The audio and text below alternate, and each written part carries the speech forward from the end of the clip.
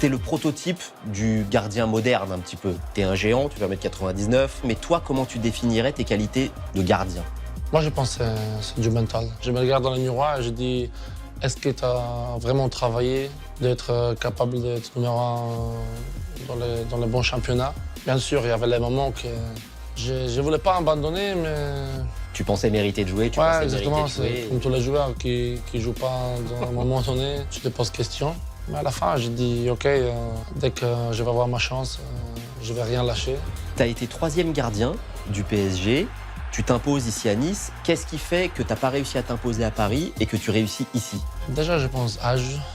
Je pense quand j'étais ici, déjà j'étais numéro 2, j'étais plus proche de l'équipe. J'avais plus d'expérience et j'ai vu les choses, comment il faut faire. Je pense que ça fait la différence. Je suis arrivé à Paris et j'ai jamais eu un match en pro. Tu parlais pas français? Ouais, exactement. Et puis c'était tout Keylor en Navas général, aussi. Keylor Navas aussi comme concurrent. Super gardien, super personne. Donc, ouais, c'était pas facile. Comment t'es devenu le chouchou des supporters niçois? Je sais pas pourquoi, peut-être je suis moi-même. Après, ça fait plaisir vraiment, parce que j'ai trop envie de gagner les matchs.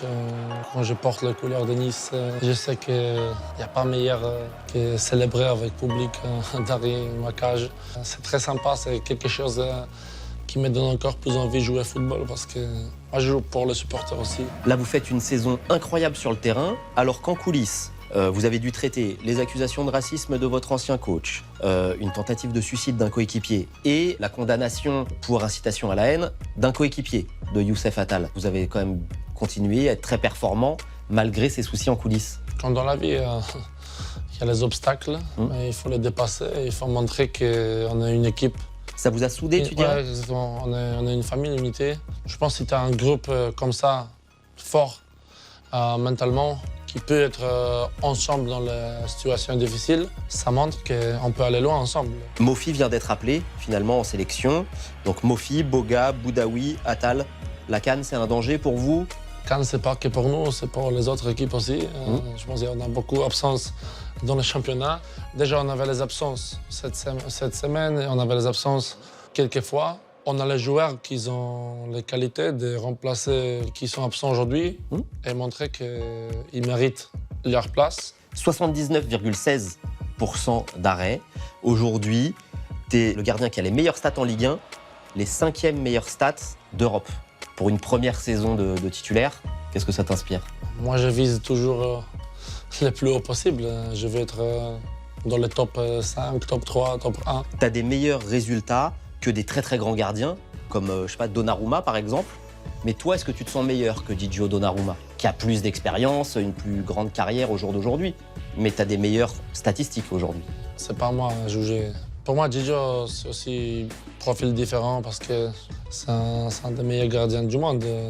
C'est un mec qui a gagné Euro, c'est capitaine d'Italie, plus que 350 matchs, 400 matchs dans les pros. Il a que 25 ans.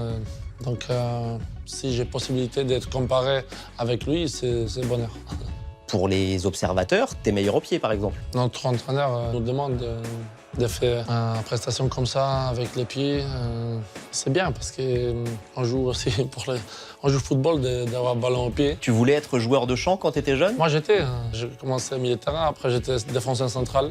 Dans le club où j'étais, en Pologne, mon premier club, dans les week-ends, j'ai joué 2 matchs. Dans l'équipe où il y avait joueurs de 97, je jouais en tant que gardien et 99 en tant que défenseur central. Non, mais ça m'a aidé aussi de jouer au pied et d'avoir ces sensations en tant que joueur.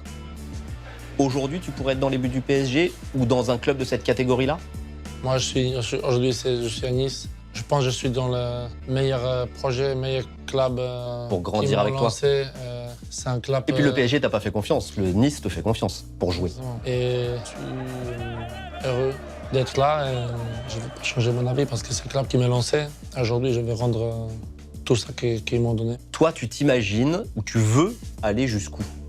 Je sais pas où il est le plafond. On verra après carrière.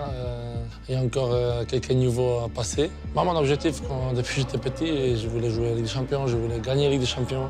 Aujourd'hui, je suis là et je pense à mes objectifs ici, cette année. Moi, j'ai les pieds sur terre. J'essaie d'être la meilleure version de moi-même.